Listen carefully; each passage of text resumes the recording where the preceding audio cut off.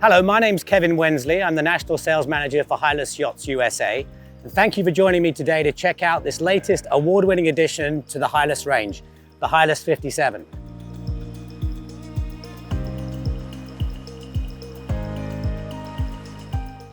She won Best in Show at Newport this year. She's won Best Systems from Sales Magazine, but the most coveted award of all was winning Best Boat Overall Cruising World 2022. So I'm going to talk you through some of the benefits of this yacht. And what we have is something that has the Hylas reputation for quality and finish, coupled with Bill Dixon, the designer's reputation for form and functionality. So I'd like to start by just telling you a little bit about some of the features that you can't see. The hull itself is a cord hull. We're using closed-cell Divinycell foam that not only is 40% stronger and 8% lighter than a hand layup, but it also allows us to add a couple of levels of quality assurance. We're doing active and passive infrared scanning, as well as the usual sonic sounding that you might expect from the industry as a standard. We've also got the twin helms. The twin helms isn't extraordinary, and even the twin rudders, although they add about 4 times the efficiency of a single rudder with a skeg, what Hylas has done is we've gone that one step further, and we've introduced as standard a second drive for the auto helm. I'm not sure if you guys have ever been on passage and your auto helm goes out 4 or 5 days out. That makes for a challenging few days as you make your final approaches. Being able to flick a switch, have the auto helm come back to life, and you start to enjoy the passage again is so important on a yacht like this. So one of the features that we're not seeing on this particular yacht, but it is an option, is to actually have the hydraulic swim platform for super easy access to dinghies, room to relax in the sunshine, also access to other watercraft, paddle boards, canoes, kayaks, that kind of thing. But with that, the aft section folds up and the transom becomes continuous. We add to that a couple of deck wings that fold flat onto the surface, and that really opens up this aft deck to become a huge social space. You gain about 20 square feet of deck. So that, in combination with the ability to reverse the helm seats, so suddenly now I've got expansive aft area that I can really enjoy time with myself, my family, my friends. We've got the seats in the aft quarters. And then just to make it super for apres-sail activity, we have an automated shade that comes out of the hardtop. Push button, out comes the shade. This opens up, you fire up the grill, you get your sundowner, and life is good.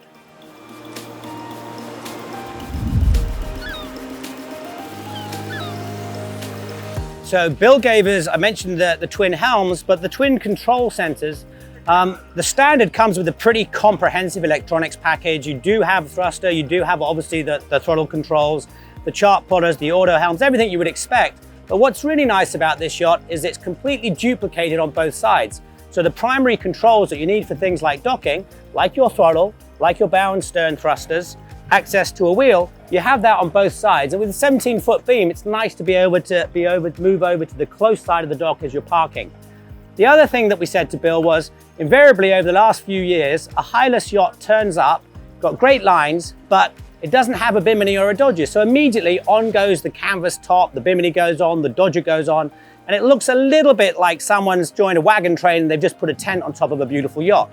So he said to Bill, that's not going to work for us. We need something that's integrated into the lines of the yacht. So he said, how about the hardtop? We thought that's a great idea and it'll look spectacular. Not only does it protect us from the elements and you don't have to worry about taking it on and off when there's a storm coming, but in addition to that, it's a great platform for putting up the solar panels. So on top of here, we're covered in solar, which is powering the lithium-ion batteries. In addition, around about the mid-90s, I think it was, where the idea of a hard dodger came into play.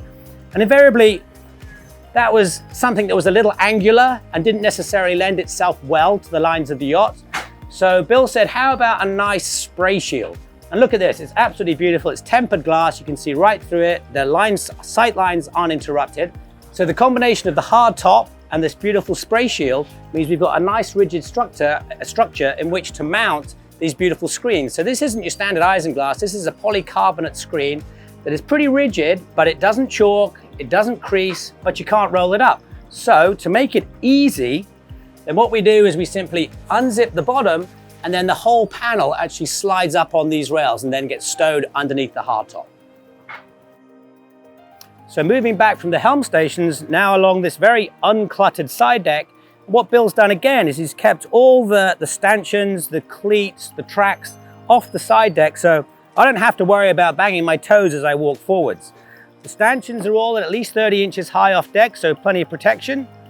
And then to make things easy for a cruising couple, in terms of the sail plan, Bill has gone for the Solent rig versus what you might expect to see on a more classic Hylas as a cutter rig. So the absence of this stay sail really does make it very easy to manage the boat, certainly going upwind and tacking. So the setup with the Solent rig is that we have two sails forwards. The inside sail is your primary upwind sail. So it's a self-tacking jib that's close to 100%, it's about 95.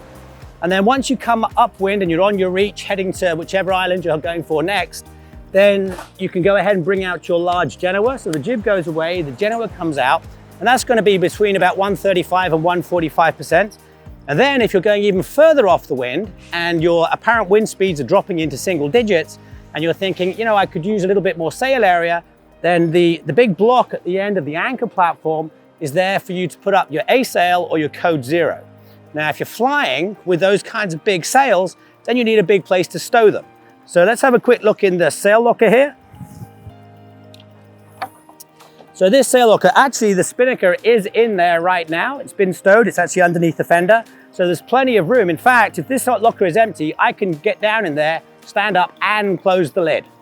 Massive volume for stowing big sails.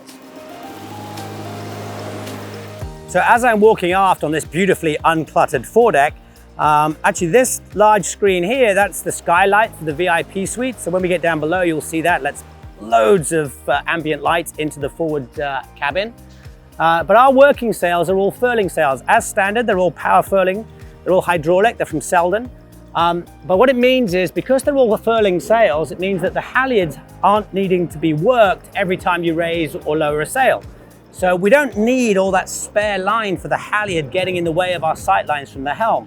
So by putting on these tracks, it makes the tension on the luff of the sail still adjustable, but it also means that we only need one tail to work any of the sails. That really reduces the amount of spaghetti that some folks have got used to seeing hanging from the mast up here. We want to keep the sight lines nice and open from the helm stations.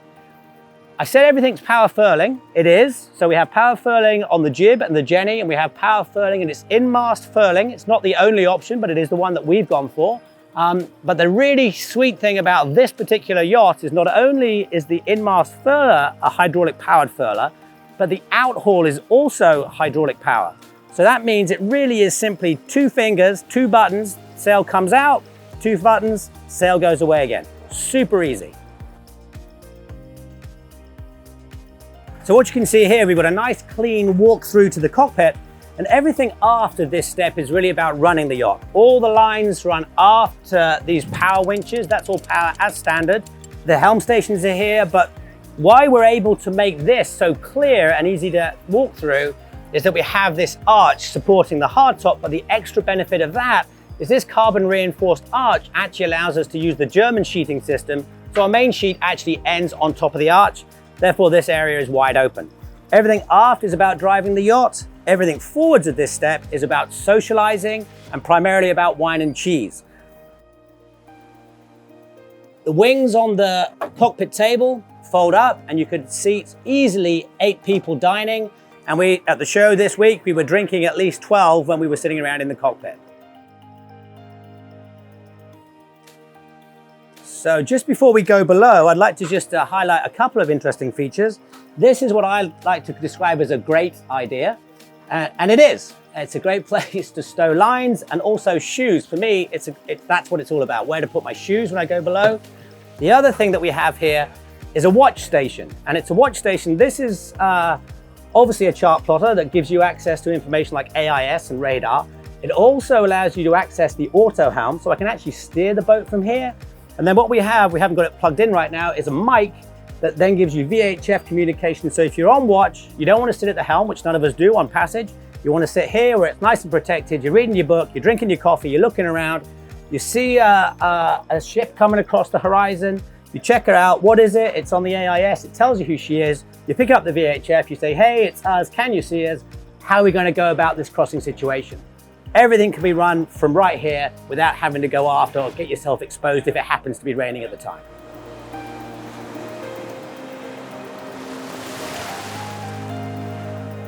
So as we come down the stairs into the main salon, one of the things that Bill really wanted to do was make sure that it didn't feel like we were going down into a cave.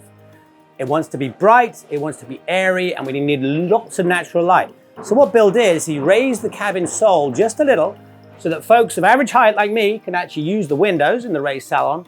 And also when I'm seated, I have great visibility through these oversized port lights. So I have continuous connection with the outside world, which of course lends itself to feeling very spacious. She's 17 feet on the beam, and Bill has a great reputation for using up every inch of space, either for storage or for people space.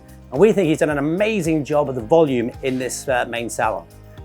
So the other really big benefit of actually raising this sole just a little is it gives us plenty of space to put in the fuel tanks, the water tanks, and the lithium-ion battery banks.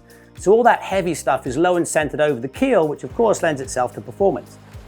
So the lithium-ion batteries in combination with the variable speed air conditioning mean that we can actually run this yacht's air conditioning without a generator, without an engine for at least 8 hours as standard. So that gives us a nice night's sleep with AC on at anchor, no noise from engine or generator. The generator's happier, you feel happier, the generator lasts longer, and you'll probably last longer.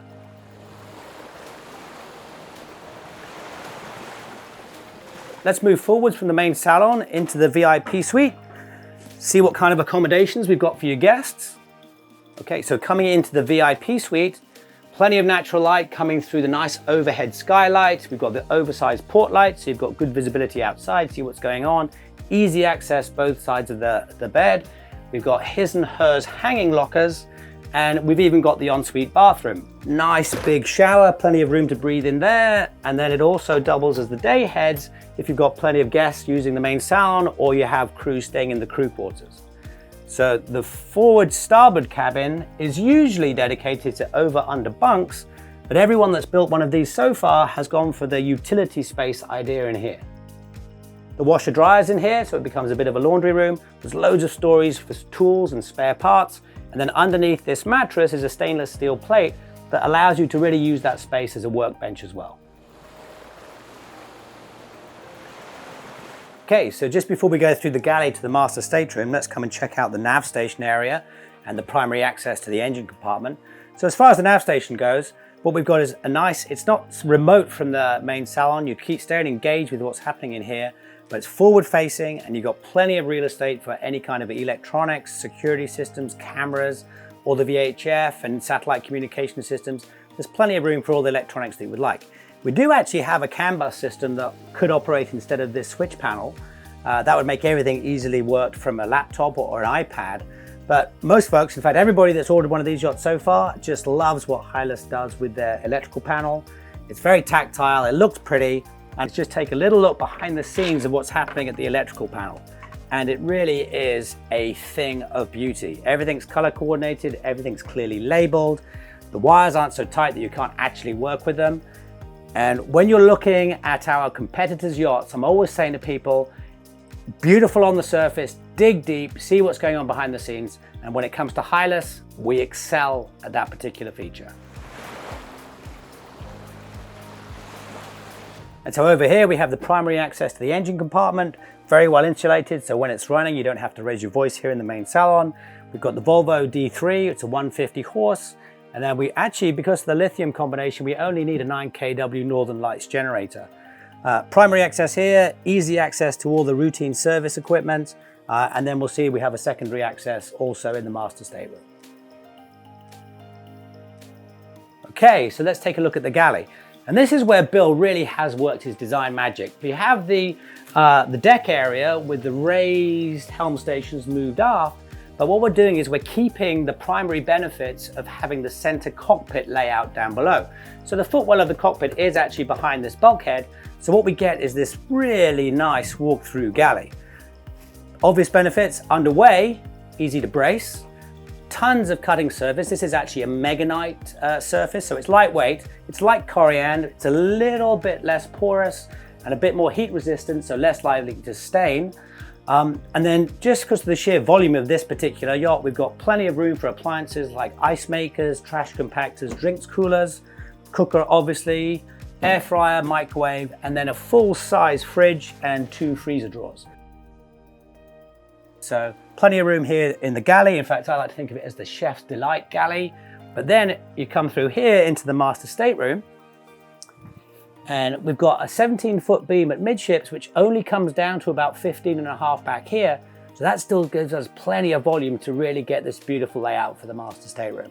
Lots of natural light coming in from the oversized port lights and hatches overhead. Plenty of room to sit up in bed and read. And then we are a semi-custom builder, so maybe you want a lounger on the port side instead of starboard, maybe you want more lockers. And then behind these 2 doors, we've got his and hers hanging lockers.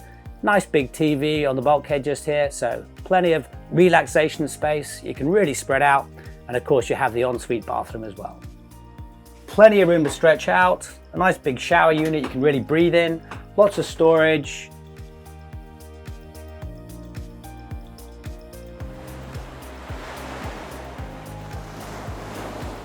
Okay, well, thanks for joining us today. If you have any questions or would like more information, please don't hesitate to look at our website or give us a call.